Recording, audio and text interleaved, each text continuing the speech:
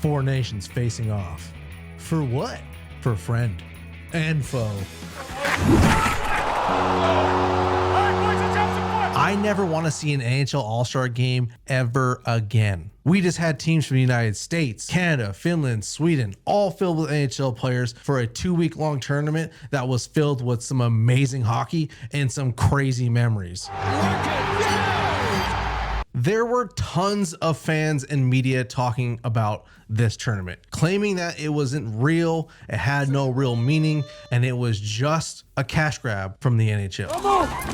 Move. Put your hands in the air. Well, if you were in that group of people, how are you feeling now? Myself, I was pretty damn excited about this thing. This tournament had everything I wanted to see. Our game's best players going at it for pride for the respective countries, and of course the bragging rights until the next big international tournament. Not all the league's best players were in this tournament, but it had more than enough to scratch the itch for international best on best. Now, we all know the NHL didn't have a bunch of time to make this thing longer than what it was, but man, did the NHL do an incredible job in the short period of time that they had. Picking these 4 teams to go at it in this tournament was an absolute bomb. Could there have been more teams involved? Yes, but these countries specifically have enough NHL players to fill out an entire NHL roster. Not every country can do this at the moment. The other benefit to picking these teams is, well, they're already international rivals.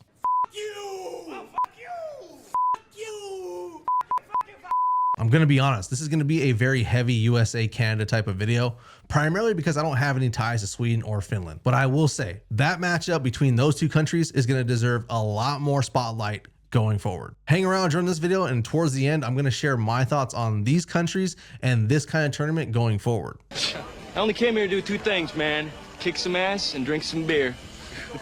It's like we're almost out of beer. The first rivalry matchup we have to talk about is the USA and Canada one. Since 1976's Canada Cup, Canada has led the way with a 14-5-1 record over the USA in the last 20 international matchups. A lot of us remember the 2010 Olympics, and some of us actually remember the 1996 World Cup of Hockey. The 2016 World Cup was also memorable, but it never really fit the bill for an international tournament like this one we just had. I walked away from the last World Cup of Hockey thinking we would see more of that based on the excitement of the young North American team, but for whatever reason, the NHL never followed up that World Cup with more international play. Why not? The history of the USA and Canada goes back years, and the way these rosters shaped up for this tournament had me wishing we had more time to watch these guys all play together on one sheet of ice. How people weren't excited about this tournament is beyond me. Then we have the matchup between Finland and Sweden, who share a border just like the US and Canada. As far back as I can find, these two countries have met a total of 63 times. In the head-to-head matchups, Finland has won 32 times and Sweden has won 31 times. So it's pretty damn equal. That's it. That's all I got for this rivalry. I don't have anything else. I'm sorry, man. As you can tell, the NHL did a great job selecting these 4 countries for this short tournament. The 4 nations face-off definitely added more fuel to the fire between these two teams, and I can't wait to see what these countries have planned going forward when they meet again. International tournaments like these always make me a bigger fan of certain players. For some players, it's a coming out party, and it puts the league and the fans on notice. Most players can deal with it. Others, well, not so much. For me, the players that had the biggest coming out party were the players from the United States. Players like the Tkachuk brothers, both Matthew and Brady, showed how dominant they could be on the ice and just how big of a presence they have. The other players for me were Brock Faber and Jacob Slavin. Honestly, the whole defensive core for the United States team looked freaking amazing. As far as forwards go, Dylan Larkin and Jake Ensel also had amazing tournaments. I mean, we could go up and down this lineup and talk about every single player, but this tournament really showed how far the United States has grown as far as talent goes in the game of hockey. And I think all of us, both American and Canadians, owe Jordan Binnington a huge apology. I don't think he had the best tournament he could possibly have, but he came up big when Canada needed him the most. The biggest question mark for Canada coming into this tournament was their goaltending. And not a lot of people were in love with the fact that Jordan Binnington was getting the start over Adin Hill. But man, he shut up all his haters really quick. Give me my money in stacks and lace my bitches with Don figures. It had been 8 years, 4 months, and 26 days, or 3,070 days if you're keeping count, since the last time the United States and Canada played each other with an NHL-filled roster. The last time these two teams met was in the World Cup in 2016, where Canada beat the United States 4-2. But it was on a cold wintry night in February of 2025 when these two teams met again in Montreal at the Bell Center. Hockey supremacy in the free world is up for grabs tonight in Montreal as the Four Nations face-off rolls on. With Team USA in town, it's truly a hockey night in Canada. Pump it into my veins. It took a total of 2 seconds to remind people that these two teams do not like each other and quite possibly how the world is going to view the NHL going forward. At 8:24 p.m., the puck was dropped, and so were the gloves of Matthew Tkachuk and Brandon Hagel. These two set the hockey world on fire by throwing fists at each other's faces and reminding all hockey fans everywhere that this is the best sport on the face of the planet. This fight didn't grow from an NHL game or because one player ran another player's teammates. No, this fight happened purely out of pride. It was to get the boys going. I don't care what anyone says. This unlikely fight became a monumental moment in NHL history. But were these two teams done fighting each other? Nope. 1 second later, Brady Tkachuk and Sam Bennett dropped the gloves and went at it themselves. There wasn't a hockey fan in the world who wasn't losing their shit over the start of this game. With all the penalties now assessed and those players taking a 5-minute breather in the box, we were finally ready to start the game, right? Wrong. 6 seconds later, it was JT Miller and Colton Parayko going at it in front of Canada's net for the third fight of the night in only 9 seconds into the start of this game. It wasn't JT Miller's best fight, but it really doesn't matter. This was the craziest start to an international hockey game I've ever seen in my entire life. The only thing that comes close to this in most recent memory was the start to the Rangers and Devils game last year when there was a full-out Donnybrook to start that game. After everyone was assessed a penalty and sat in the box, the Bell Center was alive. The boys were amped and the game was finally ready to go. Connor McDavid showed us why he's the best player in the world on the power play, and the US fell behind early on in the game. But this game isn't won in the first period, and Team USA responded accordingly. The US put on a defensive clinic and shut down the game's biggest and brightest stars.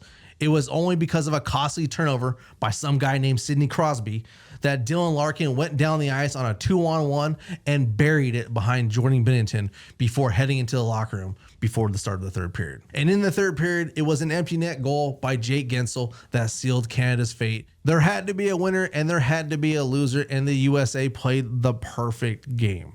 They walked out of the Bell Center with a 3-1 victory over Canada in the best hockey stadium in the world after 9 years. This entire game was an absolute masterpiece. Everything you could want in a hockey game happened. Team USA just put the world on notice that things were changing across the hockey landscape. Look, I know this game wasn't the championship game, but this game specifically, this was a statement game. Countries aside, our game needed this moment. This specific game could have just altered the way the world views the NHL and the sport of hockey as a whole. Speaking about altering our game, we have to talk about one of the best things to come from this tournament, and that has to be the increase of attention that the NHL got from new hockey fans. It means that much to you. Now I'm invested emotionally and potentially financially to start buying in and going to see these guys play and going to watch their games. This matchup between the US and Canada drew in wave after wave of new hockey viewers. I can't tell you the amount of reels and TikToks and even YouTube shorts I've seen over the last week and a half about people talking about our game in this tournament. All right, it's official. I'm a motherfucking hockey fan. New fans were talking about how exciting this game was, how badass our sport is, but more importantly, how much better they thought it was over the NBA and in some cases the NFL. The league was finally able to draw in attention from new audiences across the United States and in the world. But it really wasn't the NHL that drew people in. It was the players. I did it for the flag and not for the cameras. Look, experienced hockey fans know that these games mean a lot to these players. It means a lot to throw on your country's colors and to rep your country in the best league in the world. And it means even a lot more when you do it with your fellow countrymen. It just takes over you. The pride that we have is obviously through the roof, and then you throw on that jersey and you almost can't control yourself, how excited you are and the feelings you get. And this game has to be played with pride, whether it be for your country or for your club team. You don't earn the right to step on the ice if you aren't willing to give everything you have for your teammates on a nightly basis. Sure, the fights in the US-Canada game were discussed prior to puck drop, but that was all to set the tone for this game. And it's exactly what the NHL needed to happen to rope in new viewers. It was the players that did that for the Four Nations. That's not the league. The league set it up, but the players went out there and decided and said, you know what, boys? We're all in. It's very rare, and I mean it's extremely rare, that I don't have PK Subban muted on my TV whenever he's on. He really did an amazing job explaining why our game is so different from others and why it means so much to hockey players to play on an international level. You got to fight sometimes for your country. You got to compete. You got to go out there and leave it on the ice. Now, on the flip side of this is if you're a new hockey fan, don't expect this to happen every single night in the NHL. This is a very rare occasion, and yes, fights do happen, but in this instance, it was very, very different. If you're new to the NHL, then hang out with us for the rest of the year. Wait until the playoffs roll around. You're going to see exactly why we as hockey fans appreciate international hockey tournaments when they do come up. And like I said, if you're new in general, hit that like button, hit that subscribe button, because I'm always talking about the NHL and the players in it. So how does the NHL build on this monumental momentum it has? A rematch for the championship. Now, this thing could have played out very differently if Canada had lost to Finland. That would have been a crazy story in its own right. The NHL had to be foaming at the mouth from pure excitement that this was going to happen for the league. New fans were coming out of nowhere to see these two teams throw down again. I mean, who would have thought more eyes on the NHL is actually good for business, right? The tournament we didn't know we needed. The NHL scriptwriters could not have written this any better. Two teams who really don't like each other, who've already went to war in this tournament. This thing was going to be a fight for bragging rights and an opportunity for the US players to show the world that we're coming for that title for best hockey nation in the world. And to add on top of that, you can add in all the political bullshit these two countries are dealing with right now. You all appreciate it. The stage was set for this game to be one for the ages, and it absolutely was. This championship game meant more than just a trophy. It was for the country on the front of the jersey. Hey, where's his Canada jersey? Look, I know what this meant for the people of Canada, but for people who love this game, the real purists, this is exactly what we wanted. There will be plenty more of these games to come in the future, but for the US fans here in the States, it felt like a big monumental shift when it comes to international hockey. Although our boys didn't win it this time around, We lost. you're just gonna leave them in the slot like that? We let Canada know, as well as the rest of the world, that we're coming for that belt at every chance we get. I gotta give the NHL its flowers because it knocked it out of the park with the marketing during this tournament. If you've been watching the NHL this year, then you know how much of an incredible actor Sidney Crosby is at least 100 times at any given night on ESPN. Four nations facing off. Aside from that, the marketing the NHL did during this tournament was something NHL fans have been wanting for years. Let's start with the on-ice ref cams. Now, these aren't necessarily new, and the NHL hasn't really done anything with any real kind of seriousness when it comes to these cameras, but it gives fans the opportunities to see what a ref sees when he's making a call or when a goal is scored. I'm not in love with it, but I'm not bothered by it either. I think it gives fans, and especially new fans, a new way to view the game at ice level. Talking about being at ice level, the NHL finally decided to have an on-ice cameraman following the goals. This is something the NFL has been doing for years, and it's something the NHL has really been lacking. It's a way to bring fans closer to the best players in the league, and I absolutely love this addition to the game. If they continue to do this, which I think they should, I think the NHL does this probably for the marquee games like on Hockey Night in Canada or whatever games ESPN or Amazon are broadcasting. I would love to see it in every single game, but I also understand the logistics of it, and I think the NHL is probably going to work out the kinks if they even have any. And the biggest takeaway for me when it comes to the marketing was the NHL social media content. They finally made something worth watching. I'm not talking about all their posts, but I'm talking about the behind the scenes content that we got to see from this tournament, and it was freaking amazing. I talked about this specifically in my marketing video and how NHL fans really want to see this kind of content, and we finally got it. A majority of the shots that's been playing behind me is from the NHL's Unveiled series on YouTube. If you haven't seen it yet, I highly recommend that you do so. For me, this was the best piece of content the NHL has put out in a really long time, and I hope they continue to do this kind of behind the scenes footage going forward, or at least going into the playoffs. All right, so what do we do now? How do we as NHL fans go back to watching regular hockey when we just had an international masterpiece in front of our eyes? We are moving forward with the World Cup. Now, the NHL did announce the return of the World Cup, and they're going to be doing it every 2 years, splitting time between that and the Olympics. So we'll have international best on best every 2 years, which is great. But what do we do with this tournament? Does this thing come back? This was supposed to be a one and done thing. But what this thing grew into over the last 2 weeks, I have a hard time thinking the NHL is going to go backwards and put this thing on the shelf. So the Four Nations is a one-off? Well, I don't know. It depends on you know what? The success has been so quick and overwhelming. Yeah. We've got a lot of things to consider and sort out. I think the biggest thing the NHL has to do is come up with a way to keep this thing going.